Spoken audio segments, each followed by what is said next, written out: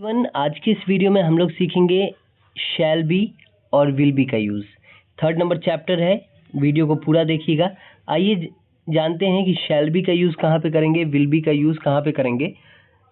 और ये दोनों, जैसे कि ये शैल बी है तो ये कौन से सब्जेक्ट के साथ यूज़ होगा, विल बी कौन से सब्जेक्ट के साथ यूज़ होगा। सबसे पहले बात करें तो शैल बी और विल बी का यूज़ जो है वो फ्यूचर की बात बताने के लिए किया जाता है। जब आप किसी भी सेंटेंस के लास्ट में देखिएगा रहूँगा, रहेंगे, रहोगे, रहेगी या फिर बनूंगा, बनेगा या बनेगी रहेगा, तो आप समझ जाइएगा कि ऐसे वाक्य में हमको शैल बी या फिर विल बी यूज़ करना है। क्लियर।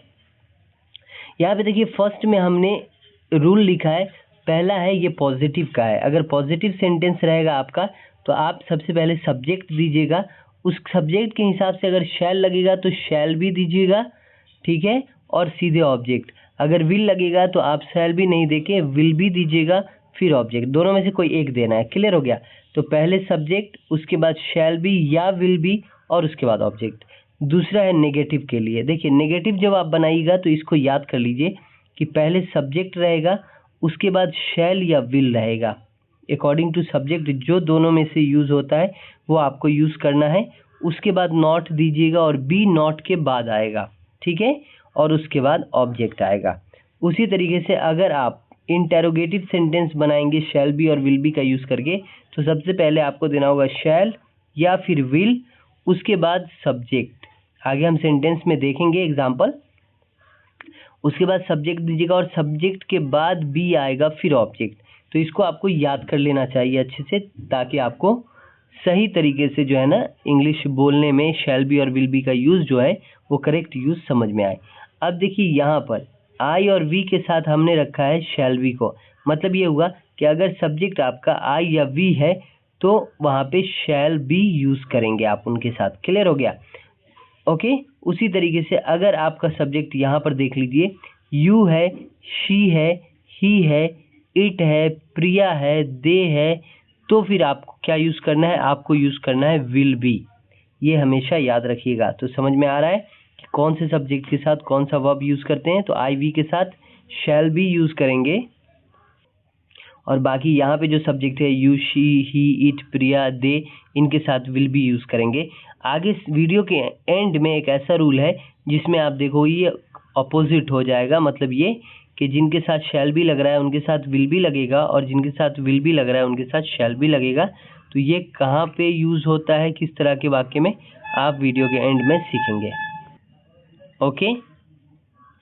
तो अब आइए आगे देखते हैं। यहाँ पर देखिए हमने अफर्मेटिव सेंटेंस के एग्जाम्पल रखे हैं। Affirmative okay. तो अफर्मेटिव सेंटेंस वो होता है जिसमें ना तो नॉट होता है ना ही क्वेश्चन किया जाता है। तो जैसे यहाँ पे मैं खुश रहूँगा।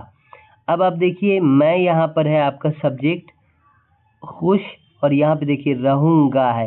ये जो रहूँगा आ गया तो ये कंपलसरी है कि शैल बी या फिर विल बी यूज़ होगा। लेकिन यहाँ पे हम सब्जेक्ट के अकॉर्डिंग चलेंगे। तो आई है आपका सब्जेक्ट मैं, तो इससे ये भी क्लियर हो गया कि अगर सब्जेक्ट आई है तो आपको क्या यूज़ करना है, शैल बी यूज़ करना है। क्लियर। तो इसलिए यहाँ पे क्या है, आई शैल बी हैप्पी, मैं खुश रहूँगा। उसी तरीके से देखिए हम लोग उपस्थित रहेंगे। इस रहेंगे से पता चल गया कि शैल बी या विल बी लगाएंगे अकॉर्डिंग टू सब्जेक्ट। तो सब्जेक्ट हमारा वी है तो इसलिए हम बोलेंगे we shall be present. Clear. तुम अमीर रहोगे, इस रहोगे से पता चल गया कि विल बी या शैल बी। तो तुम अमीर रहोगे क्या बोलेंगे, यू विल बी रिच। वह डॉक्टर बनेगा। अब देखिए रहेगा का तो हो गया, अब बनेगा आ गया। तो बनेगा के लिए भी हम क्या करेंगे, अगर आप कुछ बनोगे तो उसके लिए भी आपको शैल बी या विल बी लगाना है। तो जैसे वह है तो वह के साथ विल लगता है, तो वह एक डॉक्टर बनेगा, तो इसके लिए हम क्या बोलेंगे, he will be a doctor. Clear हो गया। वह एक नर्स बनेगी तो हम क्या बोलेंगे, she will be a nurse, she will be a nurse. Concept समझ में आ रहा है। चलिए आगे नेक्स्ट एग्जांपल देखते हैं। यहाँ पे देखिए, यहाँ पे नेगेटिव सेंटेंस का है।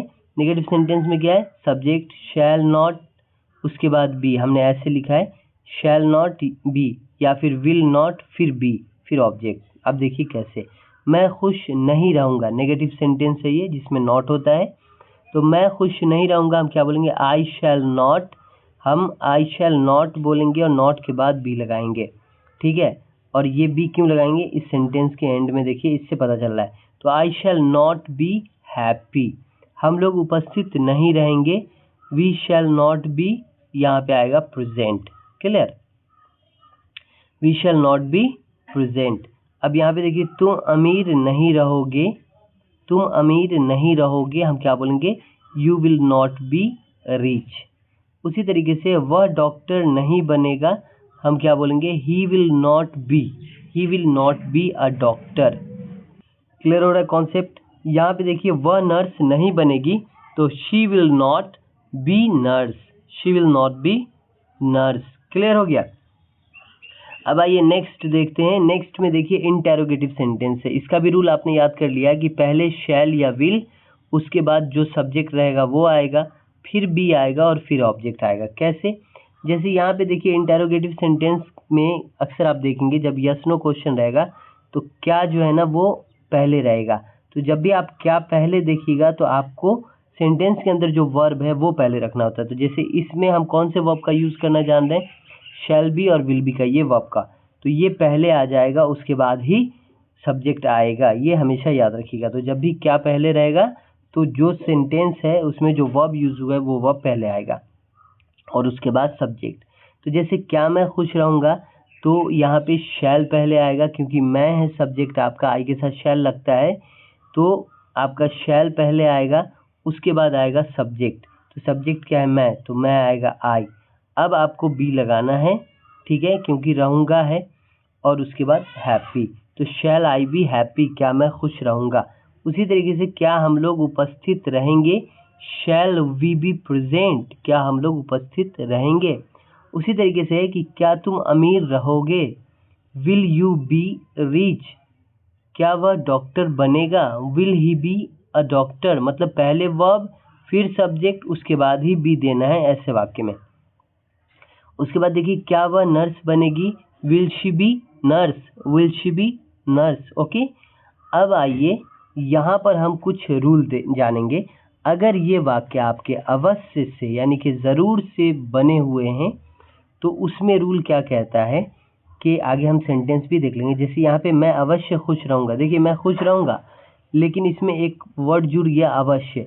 अगर आप एकदम बिल्कुल अवश्य खुश रहेंगे, ये बताना चाह रहे हैं, एम्फेसाइज कर रहे हैं, तो आपको उल्टा चलना है। मतलब उल्टा चलने का मतलब क्या है कि जिन सब्जेक्ट के साथ शैल यूज़ होता है उनके साथ आपको विल यूज़ कर देना है। तो उससे क्या होगा कि सेंटेंस एम्फेसाइज हो जाएगा। मतलब ये होगा कि आप ये कहना चाह रहे हैं कि आप इस काम को अवश्य करेंगे, ज़रूर करेंगे। ठीक है। अब जैसे देखिए, मैं अवश्य खुश रहूँगा, तो ये जो अवश्य आ गया है इसकी वजह से हम बोलेंगे आई विल बी हैप्पी। तो जब हम आई विल बी हैप्पी बोलेंगे तो इसका मतलब हो जाएगा कि मैं अवश्य खुश रहूँगा।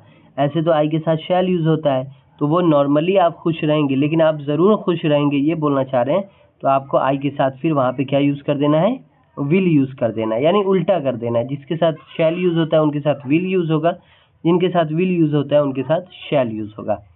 अब देखिए यहाँ पे देख लीजिए, आई वी के साथ विल भी यूज़ कीजिएगा ऐसे कंडीशन में, और ये जितने सब्जेक्ट हैं you, he, she, they, it, boy, Priya, इनके साथ आप शैल भी यूज़ कीजिएगा। क्लियर। तो यहाँ पर देखिए, मैं अवश्य खुश रहूँगा, क्या है, आई विल बी हैप्पी। हम लोग अवश्य डॉक्टर बनेंगे, यानी कि हम लोग ज़रूर डॉक्टर बनेंगे, तो हम क्या बोलेंगे, we will be doctors.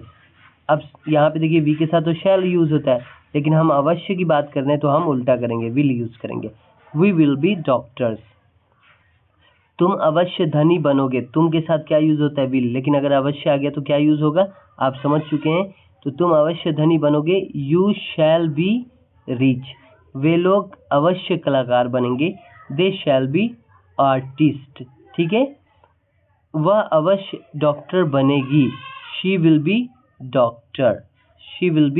Doctor. तो आई होप कि आपको ये समझ में आ गया होगा कि शैल बी और विल बी का यूज़ करके हम किस तरह के वाक्य बोलते हैं। तो वीडियो में अगर आपने अच्छे से सब कुछ सीख लिया है तो आप हमें कमेंट में ज़रूर बताइएगा कि आपको ये वीडियो कैसा लगा। साथ ही अगर नए हैं तो चैनल को अभी सब्सक्राइब करके बेल आइकन को दबा दीजिए, वीडियो को लाइक एंड शेयर ज़रूर कीजिए। आप हमारे इस चैनल को सपोर्ट ज़रूर कीजिए। मिलते हैं नेक्स्ट वीडियो में एक नई टॉपिक के साथ, तब तक के लिए bye bye, thanks for watching.